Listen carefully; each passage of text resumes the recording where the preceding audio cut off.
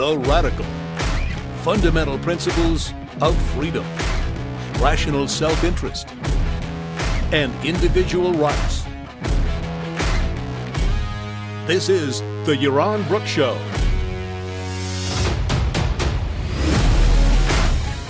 All right, welcome everybody to this Saturday daytime show. This is the Yaron Brook Show. Thank you all for being here and for joining me.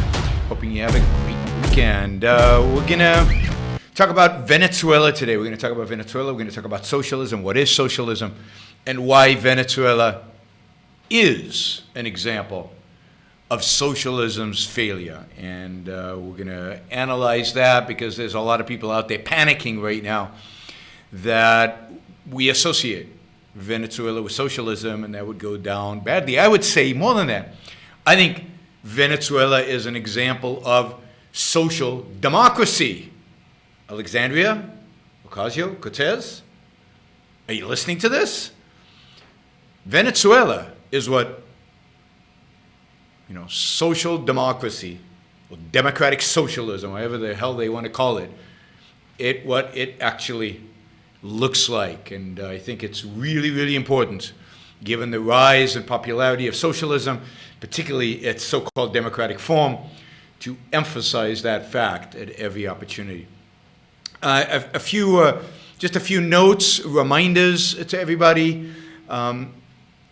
You can support the Yaron Brook Show. You can still support it on Patreon, but I have now an account in Subscribestar. So I encourage everybody to move out of Patreon and to shift to Subscribestar, and primarily because of Patreon's, deplatforming of various hosts, and the fact that I think it's a good idea to penalize Patreon for that fact. You can get all the benefits, everything that Patreon provided, you can get with Subscribestar.com. So Subscribestar.com/Yaron Brook Show. Subscribestar.com/Yaron Brook Show, and support the show, help us grow the Yaron Brook Show, help us expand the reach of the Yaron Brook Show by financially supporting. Cheryl says Ocasio isn't listening. How do you know? Maybe she is. Ocasio just recently supposedly turned down an invitation to debate me, so that's too bad. I was actually looking forward to debating Ocasio, and a bunch of them turned me down. Go figure, right? Maybe they didn't want to look bad, but Bernie Sanders and Ocasio and Beto from Texas, all turned down a debate with me. So we're looking for somebody maybe less political, maybe somebody not from politics, who might actually be willing to do this and not afraid of losing votes by being crushed by me. All right, so Subscribestar, I mentioned that. Of course, you can continue supporting the show on paypal.me/Yaron Brook Show. And if we are going to transition out of Patreon, so I'm going to encourage all of you who do support the show on Patreon, not just to drop Patreon, but to switch from Patreon to Subscribestar. I know that during December and January, a lot of people undid their Patreon subscriptions, kind of went away. Please come back. We need you. We need your support. So please come back and support me now on Subscribestar.com. Also coming soon will be a subscribe feature on YaronBrookShow.com. I'm hoping within a week or two, you will have the ability to subscribe just on my website, make it simple, make it straightforward. So hopefully by the end of February, we can phase out Patreon completely and I can shut it down, and everybody will have moved to either my website or to Subscribestar. All right, let's jump into Venezuela. As you know, Venezuela right now, there are hundreds of thousands of people in the streets. The Maduro regime is probably on its last legs. It's just a matter, I think, of hours now, maybe days, before somebody flies a plane in and evacuates him and the generals and a few supporters at the top echelons of government that he has to some neutral country, preferably somewhere like Bolivia. and gets him out of there so that Venezuela can start the long and I think painful and I think difficult process of recuperating from the Chavez, Maduro regimes that have basically impoverished them, destroyed them, and made Venezuela just an example of what happens when you apply socialist principles, even in an incredibly wealthy country with natural resources. And the more you apply the socialist principles consistently, the worse it will get. And we will go over.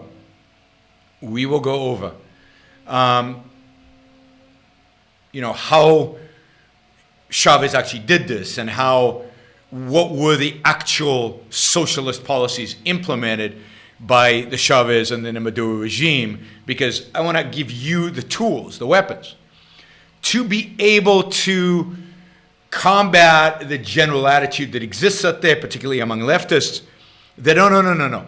This is not a consequence of socialism. Right? The fact that people are starving, the fact that people are have eaten the zoo animals, they've eaten their pets, they're eating rats, they're dumpster diving, they're desperate for food. They tell us, oh no, none of that has anything to do with socialism. So I'm going to give you all the tools to be able to combat that approach. While what's happening in Venezuela is sad and tragic, there's a certain I told you so aspect to it. There's a certain pleasure, I guess, in seeing people on the left squirm and try to pretend this is not us when it is clearly them. It's going to be interesting whether people in the West actually hold leftist politicians accountable for supporting the Chavez, particularly the Chavez regime in its heyday. For example, Jeremy Corbyn, loved Chavez. There's a quote that, 21st century socialism is the name Chavez gave his programs, has showed us there is a different and better way of doing things. It's called socialism. It's called social justice. And it's something that Venezuela has made a big step towards. Jeremy Corbyn, those of you listening in England, it's your Jeremy Corbyn. Possibly the next Prime Minister of the United Kingdom, inspired by Hugo Chavez. That was in 2009. No, sorry, that was, I think it was also 2009. Noam Chomsky. Noam Chomsky, the favorite intellectual of the left and of many libertarians. Many anarchists love Chomsky. Noam Chomsky had nothing but praise for Chavez for many years. What's so exciting about its last visiting Venezuela, he said, I can see how a better world is being created and can speak to the person who's inspired it. Hero worship. He worshiped, Chavez was a hero to these leftists. You can find similar quotes for Bernie Sanders and for many on the left in the United States. Now, to be fair, Chomsky walked back a little bit of the praise, not all of it, but a little bit of the praise as Chavez became more authoritarian. But he still believed that the experiment, the policies, the things Chavez actually did were all good. In a lengthy obituary when Chavez died in The Nation, New York University professor Greg Grandin appended, quote, "The biggest problem Venezuela faced during his rule was not that Chavez was authoritarian, but that he wasn't authoritarian enough." What did Grandin mean? He meant Chavez didn't do enough to expropriate private wealth. He didn't do enough to nationalize industry. He didn't do enough to destroy whatever remnants of capitalism remained in Venezuela. So, American intellectuals for you. Professor at NYU. You should think twice before you send your kids to NYU. So Socialists all around the world, leftists all around the world. During the heyday of Chavez in the mid-2000s, all the way through the early part of the teens, I guess, the 20-teens, praised Chavez to the hilt. They loved this guy. He was doing what socialists do. We'll talk about exactly what he did, the details of what he did in a minute. But he was acting like a real socialist. Huge redistribution of wealth, massive nationalizations. What real socialists do. Confiscation of private wealth. Socialism. And at the same time, he, I don't know if you know, but Venezuela has the largest oil reserves in the world. They had a thriving oil industry.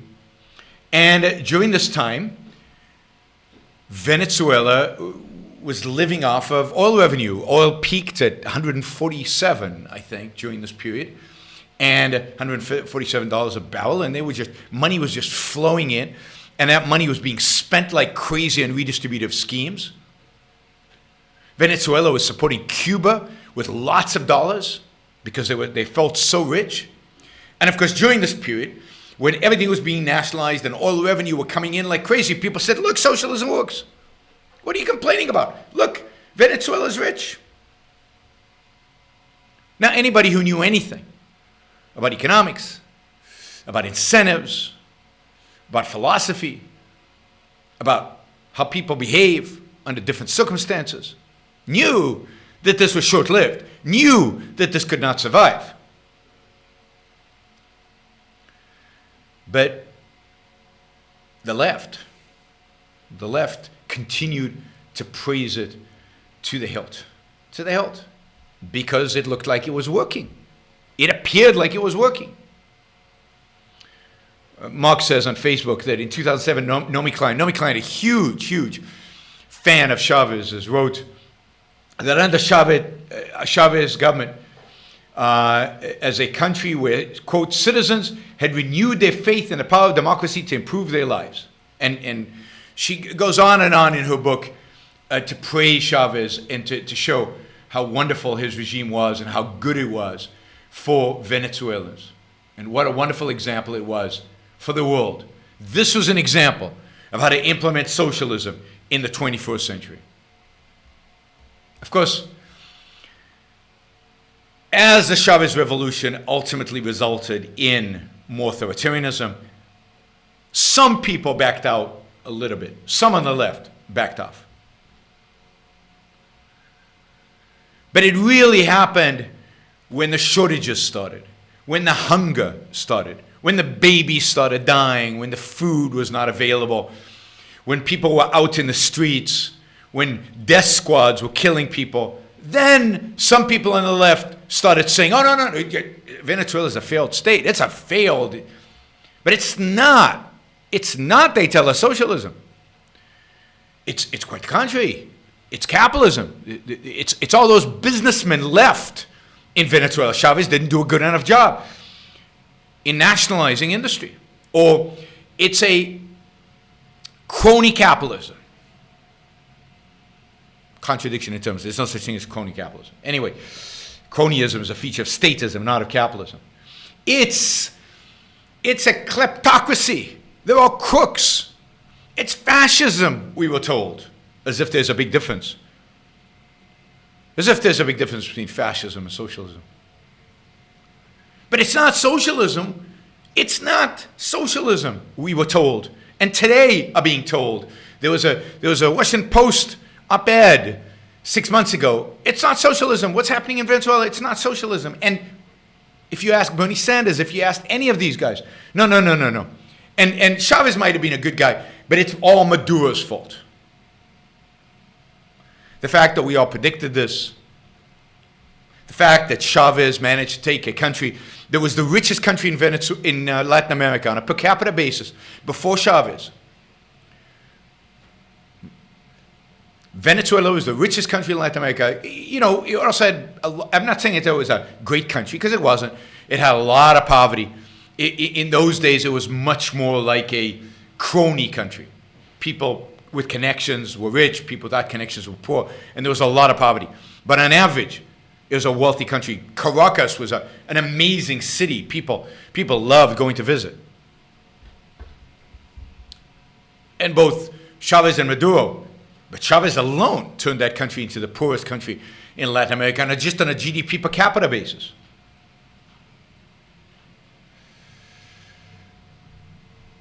Hollywood supported this guy. Hollywood loved Chavez. Again, an example. He was charismatic. I don't see the charisma, but he was charismatic. He was a powerful speaker. So was Hitler. And he rallied the poor, and he spoke about poverty, and he spoke about, this shouldn't surprise you, but he spoke about morality. What is moral? What is right? What is just? He spoke about social justice. Whoops. No, it's coming from the outside. And what is social justice? Where is that noise coming from? Anyway, yeah. Social justice. And they all loved him because that's their language. Helping the poor, to help with the capitalist, to help with the industrialist, to help with private property. So all the leftists, the entire leftist kind of infrastructure in this country loved Chavez, from Noam Chomsky to Sean Penn to Bernie Sanders to the Hollywood left to the university professors. An example was the university professor from NYU that I read to you. By the way, that op-ed, the op-ed that I read some of these quotes from you, is an op-ed that was published just a few days ago, about a week ago, about Bret Stephens in the New York Times. Hey, you can find some good stuff in the New York Times sometimes, so don't bash the New York Times too much. Of course, some of you might hate Bret Stephens because he's a never Trumper, but anyway. All right, so let's talk about what makes Venezuela socialist. Why do I keep saying this is an example of socialism? And we have to be very, very clear about what socialism is. To differentiate, for example, from Denmark, which is not socialist, and to place the blame directly on Venezuela when it is. And to identify whether America is moving towards socialism or towards fascism, whether Elizabeth Warren is a socialist or fascist or what exactly they are. So it's important that we know what socialism actually is. Now, socialism is a form of statism. Socialism is a form of statism. In other words, a political form that places the state above the individual. The individual as insignificant, the individual as just a cog in a machine for the purpose of fill in the blank, orchestrated by the state. There are lots of different statist regimes, socialism, fascism. The mixed economy ultimately is a statist regime. But socialism is characterized, I think, by two things. Primarily. It's characterized by the confiscation of wealth for the purpose of redistribution. That is, massive redistribution programs. The more socialist, the more it confiscates from the wealthy and gives to the poor. And to that extent, the United States has strong socialist elements. The whole redistribution policies of the United States are socialist policies. The whole redistributionist policies in Denmark and Sweden and Norway are all elements of socialism in those countries. But that is not enough to qualify a country for being a socialist country. That is one aspect, which is wealth distribution, wealth redistribution. The second is the collectivization and nationalization of the means of production. The collectivization and nationalization of the means of production.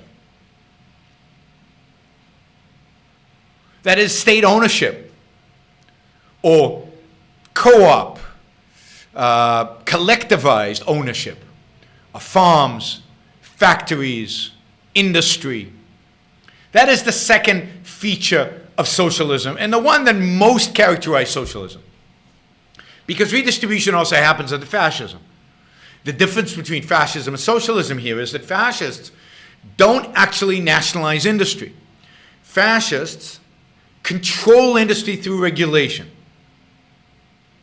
Control industry, control finance, control farming, control the food supply through regulations, not through nationalization, not through co-ops, not through the workers owning the means of production, or the state owning the means of production. Like communism, the state owns all the means of production. Socialism, some, those deemed most important. So socialism is different from fascism, not in its redistribution as much, although socialists emphasize it more than fascists do, but fascist regimes also redistribute wealth. Socialism is primarily characterized by the state owning or confiscating industry, farms, and giving it to the workers. So let's see if Venezuela qualifies. From 2000 to 2013, government spending, so another feature of socialism is big government. Huge percentage of the economy is government. So from 2000 to 2013, spending rose to 40% of GDP. 40%. From 29%. From 28%. So it grew dramatically. Minimum wage, I actually think minimum wage is more as a fascist thing, but minimum wages were raised 6 times last year. Now that was in order to try to defeat inflation, which was out of control. But 6 times last year, and it made no difference because the inflation was so large, millions of percent. Venezuela is an economy based now on co-ops, not corporations, not business, private business. Right? In Naomi Klein's book, quoted earlier, she writes that Chavez has made the co-ops a top political priority. By 2006, there were roughly 100,000 cooperatives in the country, employing more than 700,000 workers. So, in terms of co-ops, qualify. Let's see what the record of Venezuela is with regard to nationalization of industry. Nationalization of industry. And again, a lot of times the industry is nationalized and handed over to a co-op, handed over to the workers to run. Well, in the oil industry, the actual oil reserves were actually nationalized before Chavez by a previous government. But the state owns the oil. But in 2007, Chavez government took a majority stake in 4 oil projects in the heavy crude belt, which was estimated to be worth $30 billion. Exxon and Conoco quit the country and filed for claims against the regime. They just left. France and the Norwegian oil companies received some compensation from the government and also left. Right? In 2008, Chavez's administration implemented a windfall tax of 50% for all oil prices over $50 a barrel and 60% on oil over $100 a barrel. In 2009, Chavez seized a major gas injection project belonging to William companies and a range of assets from local service companies. So they took over a bunch of oil operators in the country. In June 2010, the government seized 11 oil rigs from Oklahoma-based American company. In addition, the Chavez regime nationalized much of the oil service industry. And again, previous regimes had already nationalized vast elements of the oil. So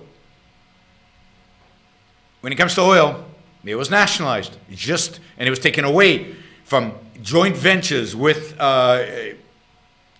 global companies. They seized their stake. Probably the most, the most damaging, at least from the perspective of food, the most damaging thing the Chavez regime did was in agriculture.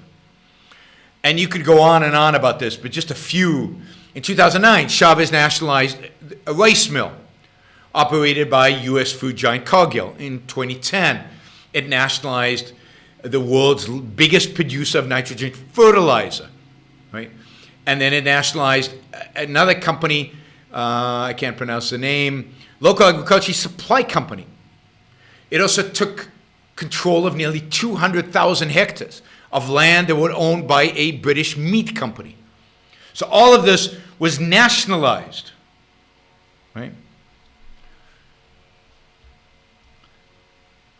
Let's see, in 2005, Chavez began implementing a 2001 law letting the state expropriate so-called unproductive farms or seize land without proper titles, supposedly proper titles, what the Chavez regime viewed as proper titles, and redistributed millions of acres that they deemed idle to boost food production and ease rural poverty. But this was all done to hand it over to co-ops, collectivized farming. We're going to get back to collectivized farming in a little while.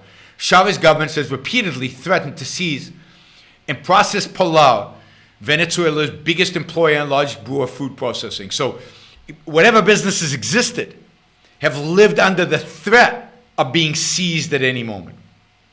Now remember, if you want to ask a question, you can use the Super Chat feature. You can use the Super Chat feature and ask anything. We can start with Venezuela and then we'll go to more general topics.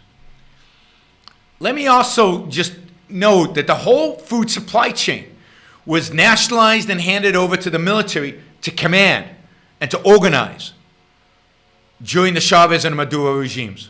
So the whole food supply chain, from you saw the nationalization of fertilizers to agriculture supply, all of that was nationalized during the Chavez and Maduro regimes. Somebody said that, hey, Norway has nationalized oil production and they have a very strong economy. Yes, that is true in Norway. Norway is an exception. It's true also of the Saudis. The Saudis have a nationalized oil, and they have a relatively, they have a oil industry that is robust. And the reason it's so robust in Saudi Arabia, the particular reason in Saudi Arabia, is in Saudi Arabia, oil is very easy to get at. You get at it by, it's very shallow. You don't have to drill very deep. It's very easy. And the rest of the Saudi economy is worthless and is heavily, heavily subsidized by oil. So as oil prices go down, Saudi Arabia panics. It cuts production to raise prices. I mean, it's really a difficult situation for Saudi Arabia because they're so dependent on oil. But the oil is cheap to produce there. That's why they suffer less when oil prices go down than, let's say, Venezuela does, where oil is very expensive to produce. It's a different quality of oil. The Saudis have high quality and shallow. Places like Venezuela have low quality, and most of it's in the ocean. Now, Norway has very difficult oil wells because they are out in the North Sea, a place where it's very, very difficult to get the oil. Now, it is true that Norway has done a good job, and partially it's because it's Norway, a small country that was fairly wealthy even before it discovered oil, and where it had kind of Western scientific expertise. There's a focus on expertise. The Norwegian government is a relatively uncorrupted government, and the redistribution is nowhere near the scale that Venezuela engaged in. So while Norwegian government gets the money, it puts it mostly in a trust.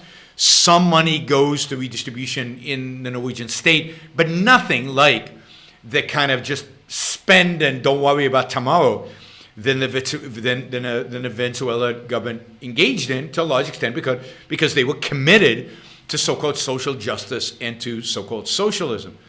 But even in Norway, I would worry in terms of Norwegian. To the extent that Norwegian oil company has a monopoly over the Norwegian oil fields in Norway, I would worry about the technology. I would worry about data technology. I would worry about them keeping up The one advantage is that the Norwegian oil company competes in the world market and doesn't just produce oil in Norway, and therefore has to compete and therefore has to develop the kind of technologies. But still, my guess is that if Norway had privatized the oil fields, if it had given them to private entrepreneurs, then Norway oil fields would probably be even more productive and probably be even more efficient.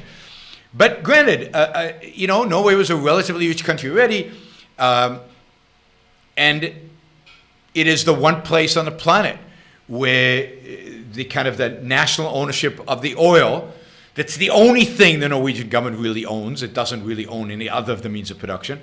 I wouldn't say has worked, but has not been damaging.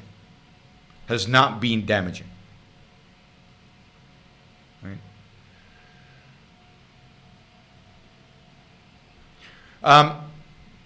Let's see, that was agriculture. So agriculture, the food supply was a disaster. Let me read you something else from another article. Okay, so this is from an article. This is quoting kind of an expert on agriculture in Venezuela. He says, Venezuela's disaster is man-made. The result of farm nationalizations, currency distortions, and a government takeover of food distribution. While millions of Venezuelans can't get enough to eat, officials have refused to allow international aid groups to deliver food. So this is about Maduro, made it even worse. And this guy writes, it's not only the nationalization of land. The government has made the decision to be the producer, processor, and distributor of food. Right? So they own the entire supply chain of food production. And it makes the food bureaucracy in Venezuela completely out of control. Farmers are forced to import feed, fertilizer, and spare parts. But they can't do it without hard currency, without dollars. And the government has been hoarding the dollars from oil export and using them to redistribute and using them to do all kinds of other things other than let farmers actually buy the stuff that they need. Land policies under late Chavez and Maduro made Venezuela more dependent on imported food than ever. And that was fine as long as they were producing huge amounts of dollars from the oil and they could go buy the food. But once oil prices went down and the oil fields became inefficient, there was no new drilling, the production became super expensive, not enough oil flowed in. So here's this country, which had always been quite self-sufficient when it came to food. Fertile ground, expert farmers, corporations that knew how to distribute food, some of the largest in Latin America. And they were incredibly successful at producing food, a rich country. And what the Chavez reforms did, what the co-ops did, what socialism did, worth repeating, is destroy the entire farm infrastructure of Venezuela. Now, this is no surprise. Under communism, some of the most fertile land in the world in Ukraine brought about the death of starvation of 20 to 40 million people. And generally, the Soviet Union suffered year after year from shortages in food. Indeed, during the 1970s, during the so-called détente, the United States used to ship massive quantities of grain to the Soviet Union. It shouldn't be a surprise that under the collectivized farms of China, again, incredibly fertile land, somewhere between 40 to 60 million Chinese died of starvation during that period. Socialism always fails. Collectivized farming always fails. Collectivized food supply chain always fails, and it always leads to starvation and death. Right? One of the farmers says, I can't make a profit. I can't make a profit because of price controls, another feature of at least Maduro's regime. When there are no profits, I produce at a loss. I can't produce. No food. No feed for cattle. Cattle die. Overall size of the country's herd has dropped in the past 5 years from 13 million head to 8 million head. Socialism never works. But it's not just agriculture and oil. In finance, in 2010, Venezuela took over a mid-sized bank, Banco Federal. And the bank was also linked to an anti-government TV stations. Of course, that's another reason to take over the bank. In 2009, Chavez paid $1 billion for Banco de Venezuela, another bank that was taken over by the government. The government has closed a dozen small banks since November 2009 for what it said were operational irregularities. But, you know, some of them were reopened as state-run firms, nationalized banking. The government has closed dozens, brokerages have been closed. Some employees put in jail. Very socialist. And Chavez vowed to nationalize any bank that failed to meet the government lending requirements, guidelines. Industry. In 2010, Chavez ordered the takeover of the local operations of Owen, Illinois, which described itself as the largest glass container maker. Chavez in April 2008 announced the government takeover of cement sector, the entire cement sector, from Swiss company, French companies, and Mexico companies.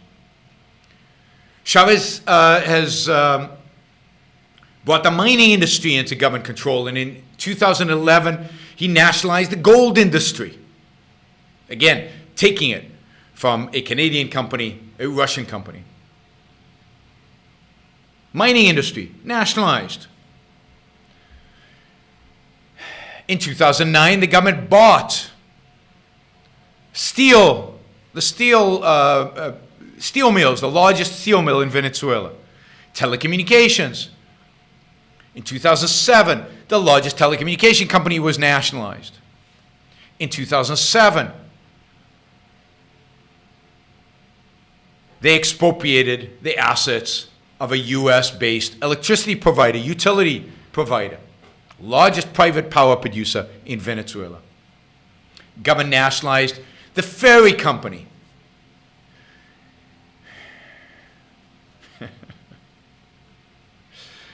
So you can see here,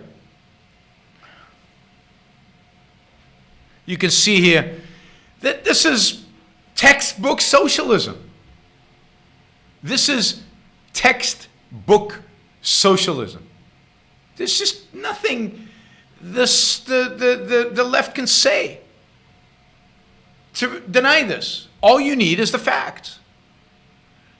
They redistributed wealth, and they nationalized. All right, we got a couple of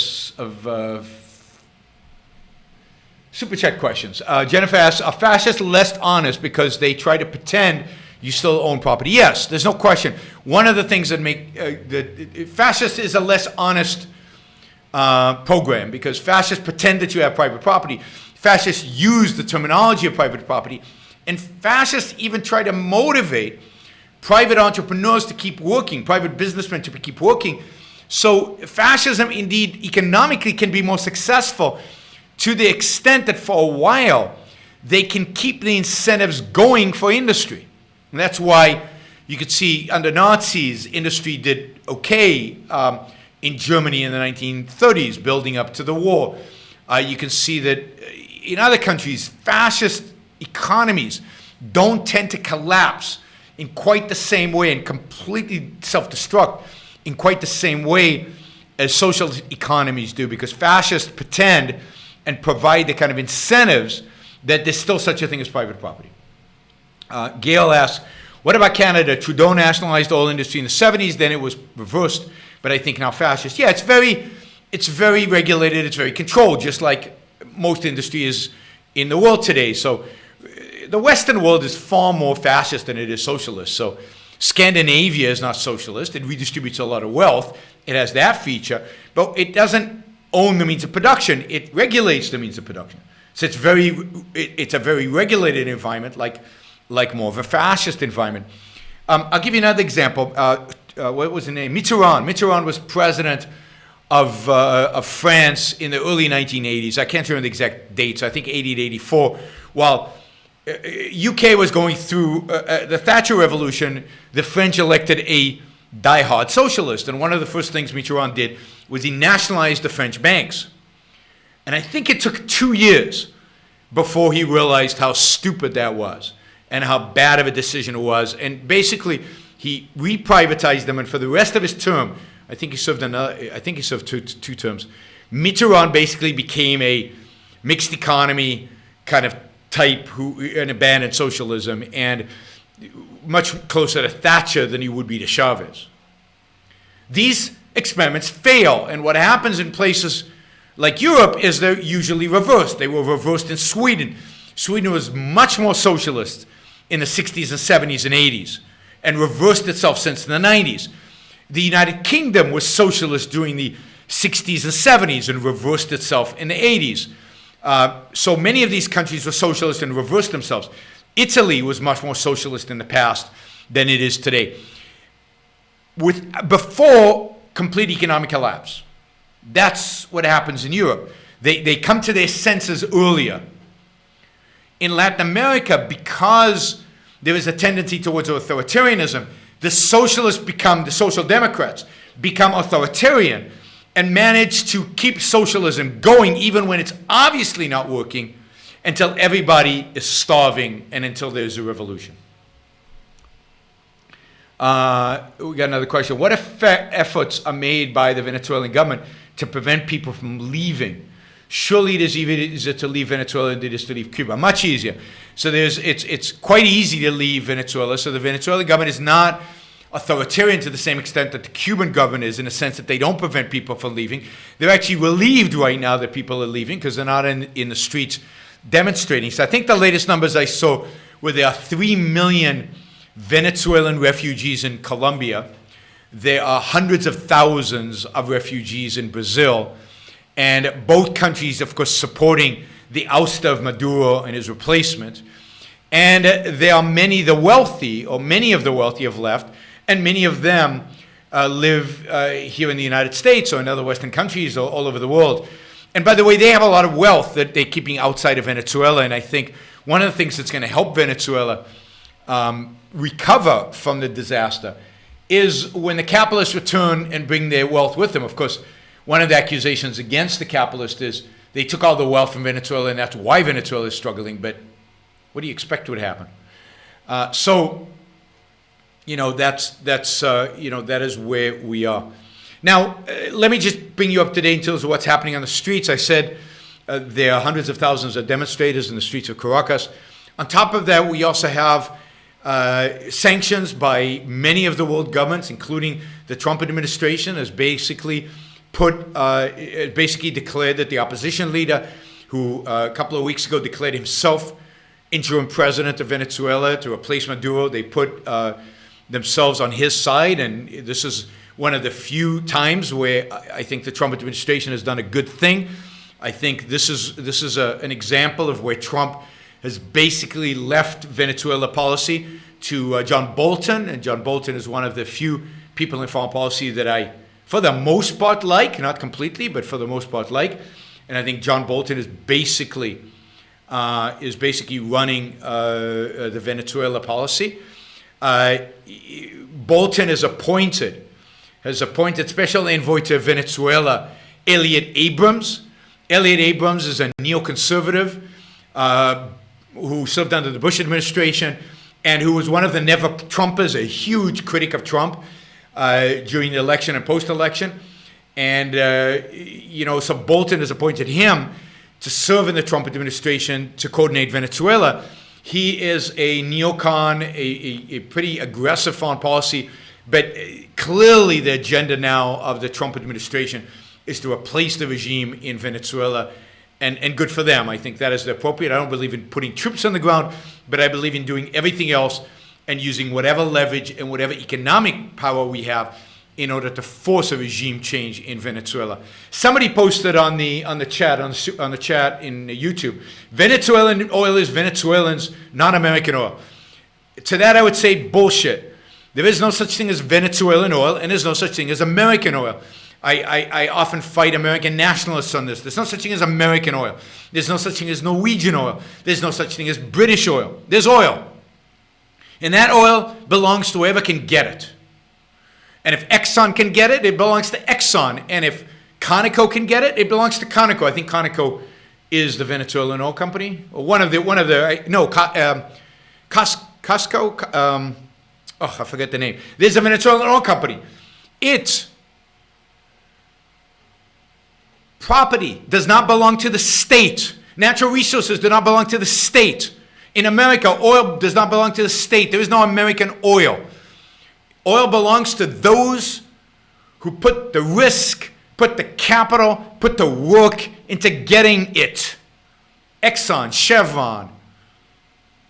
The oil belongs to them. Saudi Arabia doesn't own oil. It's a travesty that Saudi Arabia was allowed to nationalize its oil. It's a travesty that Norway is allowed to nationalize its oil. It's a travesty that Mexico, Citgo is the Venezuela oil company.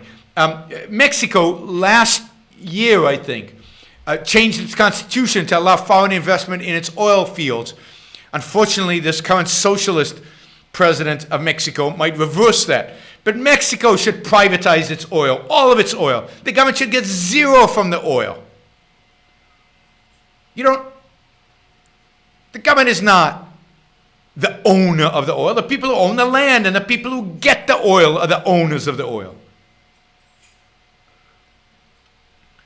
So, one of the first things I hope the Venezuelan government does is privatize its oil industry. Privatize the most important thing it could do. The most important thing it could do is privatize its agriculture, privatize its food processing, privatize its food supply chain, and declare the sanctity of private property so that industrialists and capitalists and investors would flow in to Venezuela. So the most important thing Venezuela needs to do, so we've shifted to what should it do now, is to establish legitimate institutions that protect property rights and put its full faith of the government behind those institutions, defend those institutions so that it allows private capital to flow in to make investments in private property. The co-ops, if they're not making money, should be broken up, sold, given away to capitalists to invest money to make them into profitable enterprises. That is the only way to resurrect the Venezuelan economy, and I really hope, but I fear that will not be done, but I hope it will be done. I got a question from the UK. Do you think Jeremy Corbyn in the UK supports the same policies of Maduro in Venezuela? Well, I don't know what Maduro's policies are. Maduro is just a thug. But I think Jeremy Corbyn very much supports the policies of Chavez, and I've given you quotes of Jeremy Corbyn in the past supporting Chavez and encouraging Chavez and presenting Chavez as an example of what socialism in the 21st century looks like. I think Jeremy Corbyn is going to have to be more restrained than Chavez because there are people within his political party who are far more restrained than Chavez is, far less socialist.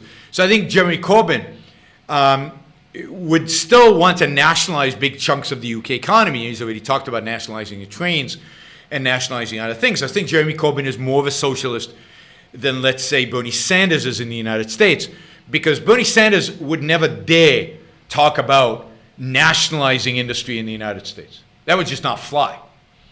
Even Alexandria Ocasio-Cortez doesn't talk about nationalizing industry. I mean, the two of them are far more fascist in that sense. They want to redistribute more. The only industry they want to nationalize, it's a big industry, it's an important industry, but it's already half nationalized. The only industry that the Democrats really want to nationalize at this point is healthcare. Now that's pretty bad. So yeah, in that sense, they're pure socialists. Jeremy Corbyn would probably do some of what Chavez did, but he would have to be more controlled in the sense that he has elections every 4 years. He can't take authoritarian power quite as easily in England. And I don't think people within his party would let him get away with the more radical ideas.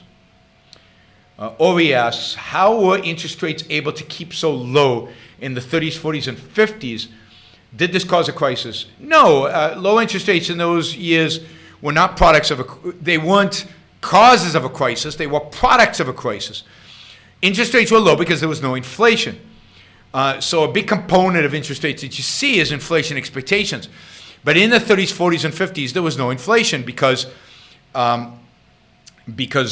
central banks kept a tight lid on money, and because during that period, certainly the 30s and 40s, money had been sucked out of the economy, and the economy was in a massive recession. The whole 30s is one big, and well into the 40s, the economy, the United States economy, and the world economy to a large extent is in a massive recession. And then you have a world war, which is also sucks away dollars, and you don't have production, and you don't have real healthy consumption. So there's no inflation.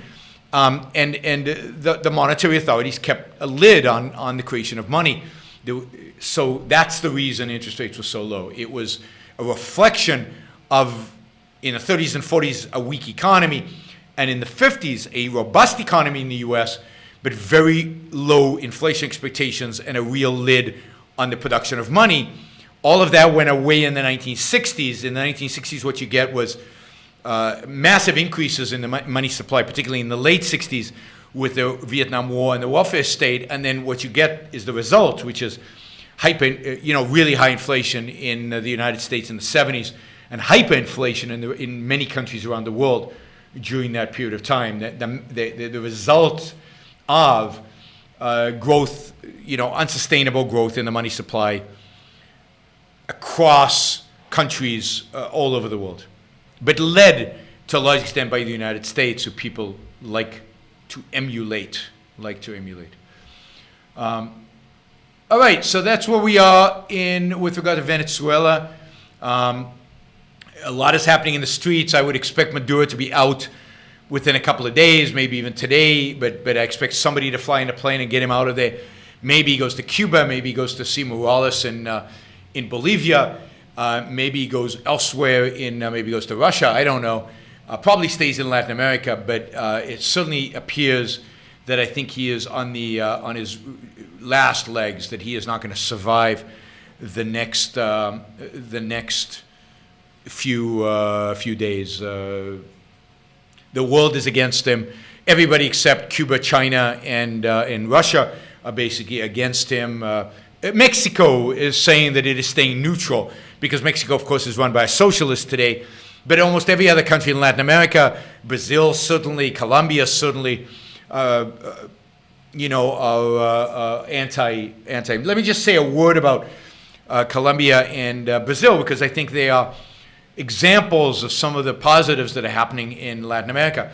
And Chile, who for 8 years had a socialist president, has turned the socialist president down, has reversed course, and is going back to the policies that made Chile rich. Colombia has gone back to kind of a Uribe. Uribe was the president of Colombia, I think 8 years ago or 10 years ago, and did a fairly good job of liberalizing that economy and moving it towards more freedom.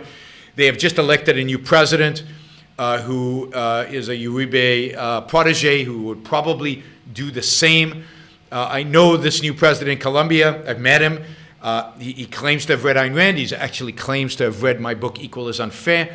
So there is hope, I think, for Colombia. Brazil is an interesting case because while I have very little respect for the president of Brazil, Bolsonaro, I think you call it, he has appointed a economy czar, you could call him, an economy czar, Paulo Guedes. And Paulo Guedes is a real free marketer. I mean, he's a free market economist who really wants to privatize much of the Brazilian industry that is today nationalized. He would like to privatize the oil industry, but Bolsonaro has said he will not. And who is a true free marketer. So, and this guy, Paulo Guedes, has appointed to a bunch of the economic ministries. He has appointed free market economists. So people from free market think tanks all over Brazil. So I am cautiously optimistic about Brazil. If Bolsonaro, who I think is a nothing and from all accounts a thug, if Bolsonaro can keep his hands off from the economists, and of course there's a precedent for this. The precedent is Chile in the 1980s. In 1979, I think it was, Chile had, in 1974, Pinochet, in a military coup, took over the government from a socialist government that was going to nationalize everything, was starting to nationalize everything and destroy Chile. And Chile at the time was the poorest country in Latin America. And Pinochet took it over. He was a I can't remember if he was a general or a colonel, but he was from the army. And I think it was a general, Pinochet. And by 1979, 5 years later, Chile was poorer. Chile was doing awful economically. And Pinochet was desperate. And he looked around for some different ideas, for some different people who were willing to take the risk of taking, in a sense, control over the Chilean economy. And he found a group of young economists who had been trained at the University of Chicago under Milton Friedman. And he basically handed the Chilean economy to them. He gave them carte blanche. He gave them full authority to basically do what they wanted with the Chilean economy. It was not Milton Friedman. It was people trained by Milton Friedman. They were called the Chicago Boys. They've come to be known as the Chicago Boys. And indeed, they did. And they turned Chile into the freest economy in Latin America. They turned Chile into one of the freest economies in the world. They turned Chile into the richest country on a per capita GDP basis in Latin America. It was an amazing turnaround. And at some point, Pinochet, he was pretty cocky and pretty convinced that because of all this, the Chilean people would want him to continue, in a sense, as dictator. And he agreed to have a referendum about whether he should continue or whether they should have democratic elections. And he lost the referendum. And he stepped aside. And he transitioned to a democracy. Now, Pinochet was a bad guy. Thousands and thousands and thousands of Chileans died. He did horrible things, torture and murder and awful stuff. Awful stuff, right? But he made Chile a much, much better place. Dramatically so. The best place to live today in Latin America. The best place to live in the last 20 or 30 years in Latin America. So he revolutionized completely Chile. So net, was he good or good? Was he positive? I'm not going to say. I think. How do you measure the incredible economic success of Chile? How do you measure that as compared to the lives of the people he killed, right? So I don't want to say that he was a net positive, but the Chilean economy is the wealthiest economy in Latin America. It's got a long way to go still, and I think if they continue liberalizing and continue privatizing, they could become even richer. It's one of the few countries in the world that has a private social security. The Chilean people were given a choice between keeping their money in the national social security and the government-run social security system, or putting it into private accounts. 99% of them putting it into private accounts. So while he was a thug, while he was brutal, he changed Chile for the better ultimately, and generations of Chileans will benefit from that. Was it worth the death of 3,000 people? No, it never is. But that is the facts. That is the reality in which we live.